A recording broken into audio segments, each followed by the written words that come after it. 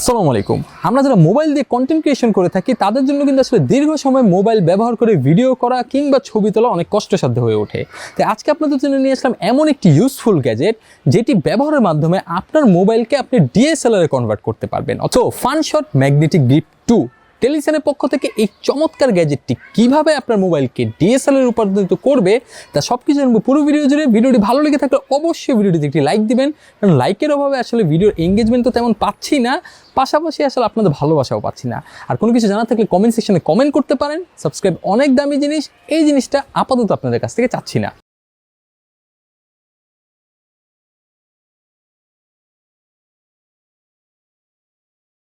Box কন্টেন্টের দিকে যদি তাকাই দেখতে পাবেন এই যে এই বক্সটা, এই বক্সের ভিতরে আপনি পাবেন এই যে এই গ্যাজেটটি এবং এর পাশাপাশি পাবেন আপনি এটার মধ্যে একটি ম্যাগসেফ রিং, যেটা আসলে ডবল সাইডের ট্যাপ দিয়ে আপনি যে কোনো জায়গায় অ্যাপ্লাই করতে পারবেন।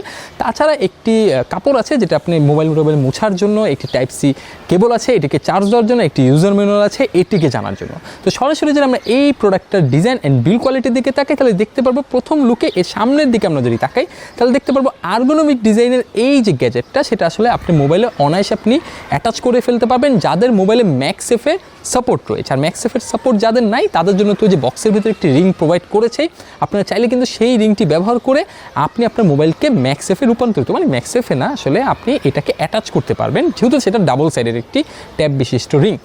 সো আমরা যদি সামনের দিকে তাকাই তাহলে দেখতে পারবো আর্গোনমিক ডিজাইনে প্লাস্টিক বডি এই যে গ্যাজেটটা বা এই ম্যাগনেটিক গ্রিপটা, এবং এটার মধ্যে টেলিসনের ব্র্যান্ডিং করা আছে সামনের দিকে, এবং এই টোটাল এই গ্রিপটা কিন্তু একটা মানে খসখসে একটা ভাইব আছে, অর্থাৎ খুব সহজে হাতে থেকে পড়ে যাওয়ার কথা না, বাট আমার মনে হয় না উড়াধুরা ব্যবহার করলে পড়বে, বাট একটু সাবধানে তাও ব্যবহার করেন।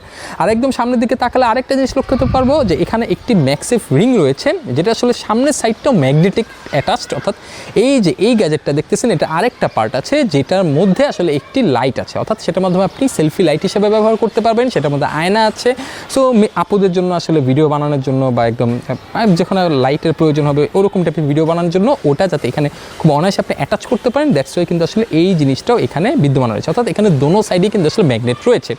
আমরা একদম উপরের দিকে যদি তাকাই তাহলে দেখতে পারবো এর মধ্যে এর মূল জিনিস এর কন্ট্রোল প্যানেলটা রয়েছে। হ্যাঁ, কন্ট্রোল প্যানেলটার দিকে তাকালে দেখতে পারবেন এখানে 3টা বাটন রয়েছে এবং একটা হুইলের মতো রয়েছে এবং একটি এলইডি ইন্ডিকেটর আছে। আমরা যদি এর কমলা কালার বাটনটার কাজ বলি তাহলে এটা কিন্তু একটা মাল্টি ফাংশনাল বাটন, এটার মাধ্যমে অন অফ করা যায়, এটার মধ্যে শাটার প্রেস করা যায়, এটার মাধ্যমে আপনি হাফ শাটার করতে পারবেন, এটার মাধ্যমে আপনি জুম ইন জুম আউট করতে পারবেন এর পাশের যে হুইলটা আছে সেটার মাধ্যমে।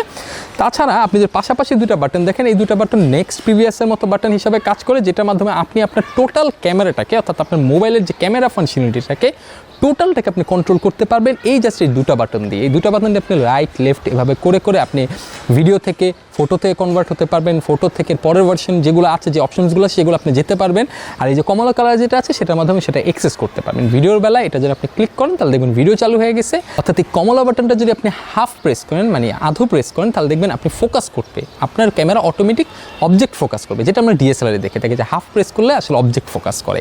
এটা কিন্তু এটার মাধ্যমে আপনি আপনার মোবাইলটাকেও অবজেক্ট ফোকাস করাতে পারবেন। তাছাড়া এটার মধ্যে আপনি ডবল প্রেস করেন দেখবেন এটা আপনি ক্যামেরা সুইচিংয়ের কাজ করবে, অর্থাৎ আপনি এটার মধ্যে যদি ডবল প্রেস করেন দেখবেন অটোমেটিকলি আপনার ফ্রন্ট ক্যামেরা থাকলে সেটা রেয়ার ক্যামেরায় চলে যাচ্ছে, আর রেয়ার ক্যামেরা থাকলে সেটা ফ্রন্ট ক্যামেরা চলে আসছে। আর এর পাশে যে হুইলটা দেখতে পাচ্ছেন এটার মাধ্যমে কিন্তু আসলে আপনি জুম ইন জুম আউট করতে পারবেন।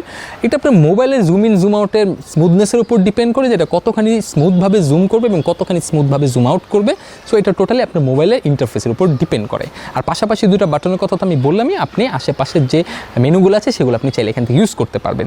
আমরা যদি আরেকটা কাজ দেখি এই কন্ট্রোল প্যানেল, সেটা হলো কিন্তু এটা কিন্তু অ্যাকচুয়ালি একটা ডিটাচ করার মতো একটা কন্ট্রোল প্যানেল, অর্থাৎ আপনি এটাকে এখানে ম্যাগনেটের সাহায্যে এটা লেগে আছে, আপনি চাইলে এটাকে খুলে ফেলতে পারবেন। এবং খোলার পরে ভেতরে দিকে দেখবেন এটার মধ্যে কিন্তু একটি টাইপ সি পোর্ট রয়েছে এটিকে চার্জ দেওয়ার জন্য, যেটা মোটামুটি চার্জ দিলে আপনি অলমোস্ট 40 ঘন্টার মতো ব্যাটারি ব্যাকআপ পাবেন, তারা এটা ক্লেম করছে। এবং আমি এতক্ষণ ব্যবহার করে দেখি নাই, বাট ব্যাটারি ব্যাকআপ আমি প্রথমবার চার্জ দেওয়ার পর এখন পর্যন্ত শেষ হয় নাই, মোটামুটি 4-5 দিনের মতো হয়ে গেছে আমি রেগুলার ইউজ করছি। তো আমরা যদি দেখি এই যে এই জিনিসটা এটা কিন্তু আসলে একটি বলতে পারেন একটা ব্লুটুথ কি বলে একটা রিমোটের মতো কাজ করবে। আপনি যখন আপনার মোবাইলটাকে এটার সাথে কানেক্ট করে রাখবেন আপনি চাইলে এটাকে দূরে রেখে আপনি ট্রাইপডে সেট করে, যেহেতু এটা নিচের দিকে তাকালে দেখতে পাবেন এখানে একটি ট্রাইপড মাউন্ট রয়েছে, অর্থাৎ আপনি এটাকে আপনি চাইলে ট্রাইপডে সেট করে আপনি এটাকে সেলফি রিমোট হিসেবেও কাজে লাগাতে পারবেন। আপনি 10 মিটার দূরের থেকে আপনি চাইলে আপনি যে কোনো ভিডিও প্লে করতে পারবেন, আপনি চাইলে ছবি তুলতে পারবেন, আপনি চাইলে আপনি মেনুগুলো ঠিক করে দেন কিন্তু আসলে আপনি ভিডিও বা ফটোগ্রাফি এগুলো আপনি যা খুশি তাই করতে পারবেন এই যে এই জিনিসটার মাধ্যমে। সো বুঝতে পারতেছেন কতখানি ফিচারফুল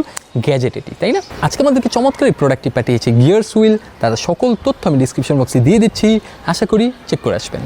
তো চলো দেখে আসি এখন এই গ্যাজেটটা আমরা কীভাবে ব্যবহার করব। এই গ্যাজেটটার ওজন কিন্তু মাত্র 109 গ্রাম, যথেষ্ট পরিমাণে লাইট ওয়েট এবং এটা ব্যাটারি ক্যাপাসিটি হলো 130 মিলিঅ্যাম্পিয়ারের মতো।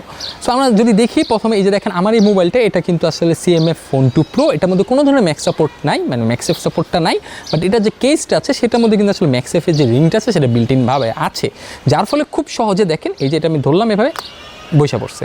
সো এটা সেট হয়ে গেছে। এখন যদি আমরা নর্মালি এটা কীভাবে ধরি, তো আমি চাইলে কিন্তু এভাবে আমি যে কোনো ভিডিও করতে পারবো। এই যে দেখেন আমি কিন্তু চাইলে এভাবে যে কোনো ভিডিও করতে পারবো এবং এটাকে আর্গোনমিকভাবে এখানে কিন্তু আপনি চাইলে এটাকে ব্যবহার করতে পারবেন। এবং দেখেন এবং এটা খুব সুন্দরভাবে এটা অ্যাটাচ হয়ে গেছে, আমার কাছে বেশ ভালো লাগতেছে। এবং আমি যদি চাই এটাকে কিন্তু আসলে রোটেট করতে পারবো, আমি হরিজন্টালি ভার্টিক্যালি দোনোভাবে এটাকে ব্যবহার করতে পারবো। এবং দেখেন আপনি চাইলে কিন্তু এভাবেও এটাকে ইউজ করতে পারবেন। আমরা যদি নর্মালি এটা পাওয়ার অন করি, দেখবো হ্যাঁ এটার পাওয়ার অন হয়ে গেছে, এখানে সবুজ বাতিটা জ্বলছে।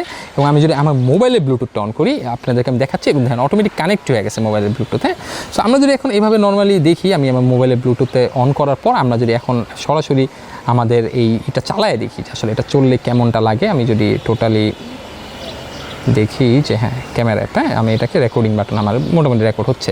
সো আমি যদি এখন এটাকে আমি চালাই দেখি যে আসলে এটা কেমন চলে। সো লেটস আমরা শুরু করি। হ্যাঁ, সো আপনি দেখেন এখন ক্যামেরা আমি নর্মালি ফটো মোডে আছি।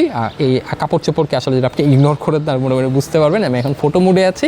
এবং এটাকে যদি আমি লেফট রাইট করি তাহলে দেখবেন দেখেন এই যে ভিডিও মোড, তারপর মোডে গেলাম। আমি এখান থেকে আমি চাইলে ফটো থেকে পোর্ট্রেটে যেতে পারবো, এখান থেকে আমি নাইট শট নিতে পারবো পোর্ট্রেটে। হ্যাঁ, সো আমি চাইলে কিন্তু যে কোনোটা করতে পারবো। এখন আমি নর্মাল ছবিতে গেলাম, ছবিতে গিয়ে এখন দেখেন এটা আমি যদি জুম করি, এই যে আমি জুম করতেছি, এই দেখেন এই যে জুম করলাম, দেখেন আস্তে আস্তে কিন্তু জুম হচ্ছে। হ্যাঁ, এই দেখেন দেখছেন জুম হইতেছে কিন্তু।